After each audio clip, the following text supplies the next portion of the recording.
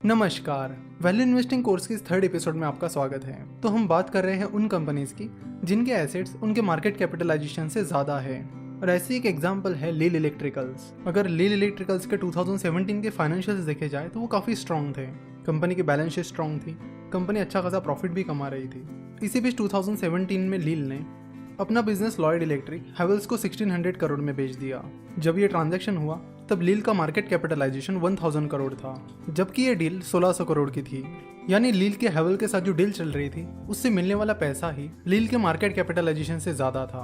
तो लील के पास करीब 400 करोड़ के एसेट्स थे, कंपनी के पास इस डील से मिलने वाली 1600 करोड़ की कैश थी और कंपनी का जो डेट था वो भी बहुत कम था। तो इस तरह इस केस में कंपनी के जो एसेट्स थे उनकी वैल्यू कंपनी के मार्केट कैपिटलाइजेशन से भी ज्यादा थी। इस अपॉर्चुनिटी का फायदा लेने के लिए कई सारे इन्वेस्टर्स ने लील में इन्वेस्ट किया था, जिसमें जाने माने फंड मैनेजर मिस्टर पोरिंजो विलियर भी शामिल थे। जिन लोगों ने लील में इन्वेस्ट किया था उन्होंने स्टॉक को अच्छा खासा होल्ड किया, लेकिन धीरे धीरे शेयर की प्राइस बढ़ने की बजाय शेयर की प्राइस गिरने लगी। और फिर जब कंपनी के फाइनेंशियल रिपोर्ट्स पब्लिश हुए तो उसमें इन्वेस्टर्स को पता चला कि कंपनी के प्रमोटर्स ने जो फंड उन्हें हैवेल से मिला था उसे दूसरी कंपनीज में डाइवर्ट कर दिया है।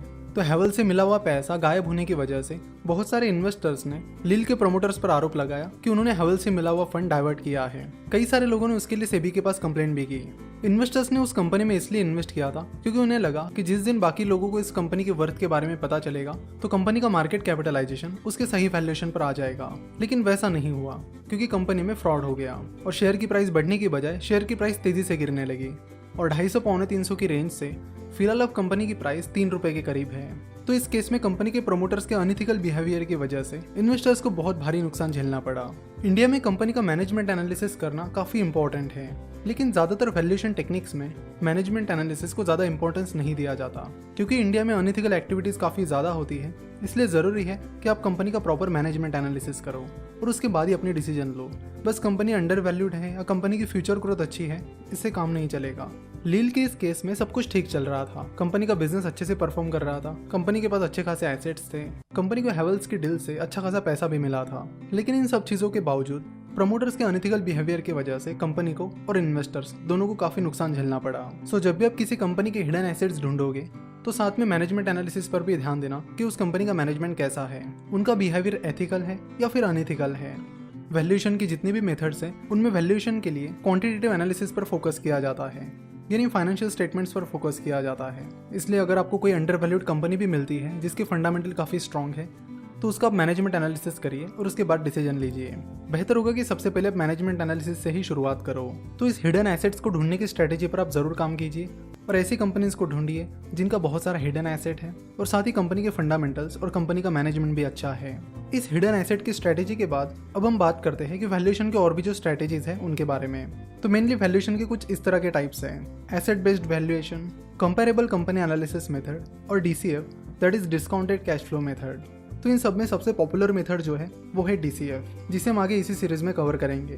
तो फिलहाल हम देखते हैं asset based valuation method. Asset based valuation method completely balance sheet पर डिपेंड होती है।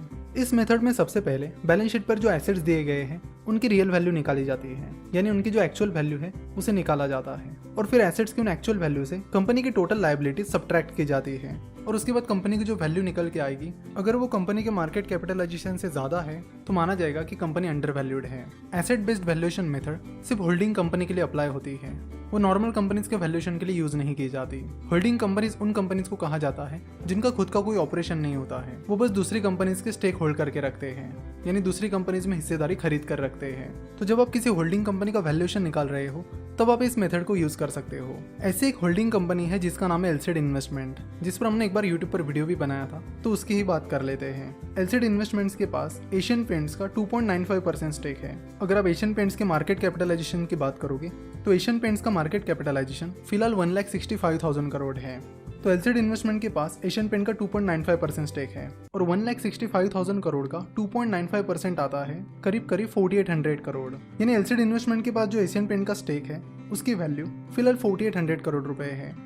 अगर आप एलसीड इन्वेस्टमेंट की बैलेंस शीट चेक करते हो और वहाँ पर नॉन करंट इन्वेस्टमेंट चेक करते हो तो आपको पता चलेगा कि नॉन करंट इन्वेस्टमेंट की वैल्यू बैलेंस शीट पर 294 करोड़ रुपए है, जबकि उस इन्वेस्टमेंट की एक्चुअल वैल्यू उससे काफी ज्यादा है। एशियन पेंट्स के अलावा भी एलसीडी इन्वेस्टमेंट ने कई सारी इन्वेस्टमेंट करके रखी है। तो यहाँ पर बैलेंस शीट पर दिखने वाले एसेट की वैल्यू एक्चुअल एसेट से काफी कम है। तो एलसीडी इन्वेस्टमेंट की बैलेंस शीट पर आप देख सकते हो कि उसके टोटल एसेट्स की वैल्यू 296 करोड़ है। तो अगर हम उसमें एलसीडी इन्वेस्टमेंट की जो नॉन करंट इन्वेस्टमेंट है उसकी एक्चुअल वैल्यू जोड़ते हैं, यानी एलसीडी इन्वेस्टमेंट की नॉन करंट इन्वेस्टमेंट 294 करोड़ की बजाय 4800 करोड़ पकड़ते हैं, तो एलसीडी इन्वेस्टमेंट के टोटल एसेट्स हो जाएंगे 4802 करोड़। और उसमें से अगर हम एलसीडी इन्वेस्टमेंट की सारी लायबिलिटीज सब्ट्रैक्ट करते हैं जो कि 300 करोड़ के करीब है, तो हमें फाइनल फिगर जो मिलेगी वो 4500 करोड़ मिलेगी। और अगर आप एलसीडी इन्वेस्टमेंट का मार्केट कैपिटलाइजेशन देखोगे तो वो सिर्फ 14 लाख रुपीज है, जिससे हमें ये पता चलता है कि एलसीडी इन्वेस्टमेंट के जो एक्चुअल एसेट्स हैं उनकी वैल्यू एलसीडी इन्वेस्टमेंट के मार्केट कैपिटलाइजेशन से काफी ज्यादा है,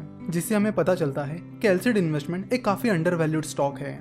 तो फिलहाल एलसीडी इन्वेस्टमेंट के एक शेयर की प्राइस 6 रुपए के करीब चल रही है। एलसीडी इन्वेस्टमेंट के टोटल शेयर्स 2 लाख के करीब हैं और एलसीडी इन्वेस्टमेंट के एक्चुअल एसेट से लायबिलिटी सब्ट्रैक्ट करने के बाद जो वैल्यू आती है वो 4500 करोड़ है। सो अगर कंपनी का वैल्यूएशन 4500 करोड़ माना जाता है तो उस हिसाब से कंपनी के एक शेयर की प्राइस फिलहाल 1.5-2 लाख रुपए होनी चाहिए, जबकि कंपनी की शेयर प्राइस फिलहाल सिर्फ 6 रुपए है। अब एलसीडी इन्वेस्टमेंट के केस में ऐसा हुआ है कि इन्वेस्टर्स को भी पता है कि कंपनी के शेयर प्राइस की वैल्यू ज्यादा है, इसलिए वो शेयर बेच नहीं रहे हैं, जिसकी वजह से ये स्टॉक एक्टिवली ट्रेड नहीं हो रहा है। जिसके चलते अगर आपको पता भी है कि ये कंपनी अंडर वैल्यूड है, उसके बाद भी आप इस कंपनी में इन्वेस्ट नहीं कर सकते, क्योंकि कंपनी के इन्वेस्टर्स फिलहाल अपने शेयर नहीं बेच रहे हैं। सो अगर वो बेचते हैं तो आप जरूर इस कंपनी को खरीद सकते हो, क्योंकि एक बहुत ही ज्यादा अंडर वैल्यूड स्टॉक है। तो एसेट बेस्ड वैल्यूएशन निकालने के लिए आपको उन एसेट्स के एक्चुअल वैल्यू निकालनी पड़ेगी। पर्टिकुलरली कंपनी की जो इन्वेस्टमेंट है उसके एक्चुअल वैल्यू क्या चल रही है ये आपको पता करना होगा।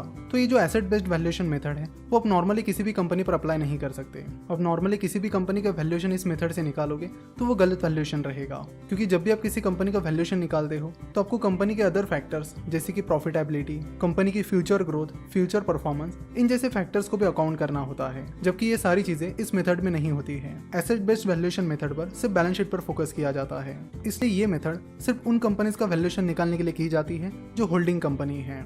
आशा करता हूँ कि आपको एसेट बेस्ड वैल्यूएशन अच्छे से समझ में आया होगा। नेक्स्ट लेक्चर में हम वैल्यूएशन के कुछ अलग मेथड्स के बारे में बात करेंगे, साथ ही हम ये भी देखेंगे कि उस वैल्यूएशन टेक्निक को किन कंपनीज पर अप्लाई किया जाता है। ऐसे ही धीरे धीरे करके अलग अलग टाइप्स की जो कंपनीज हैं उनका वैल्यूएशन हम अलग अलग टाइप्स के वैल्यूएशन मेथड से निकालेंगे, जिनकी मदद से आप अंडर वैल्यूड कंपनीज को ढूंढ सकते हो। देखो, वैल्यूएशन की कोई भी मेथड है उसका पूरा फोकस फाइनेंशियल स्टेटमेंट्स पर होता है, जैसे कि balance sheet, cash flow statement और प्रॉफिट एंड लॉस स्टेटमेंट। इन तीनों भी फाइनेंशियल स्टेटमेंट्स का एनालिसिस हमने फंडामेंटल एनालिसिस के कोर्स में समझाया है। साथ ही इनके कुछ वीडियोस हमने यूट्यूब पर भी अपलोड किए हैं। तो वैल्यूएशन अच्छे से समझने के लिए आप यूट्यूब पर हमारे जो फाइनेंशियल स्टेटमेंट के वीडियो है वो जरूर देख लीजिए।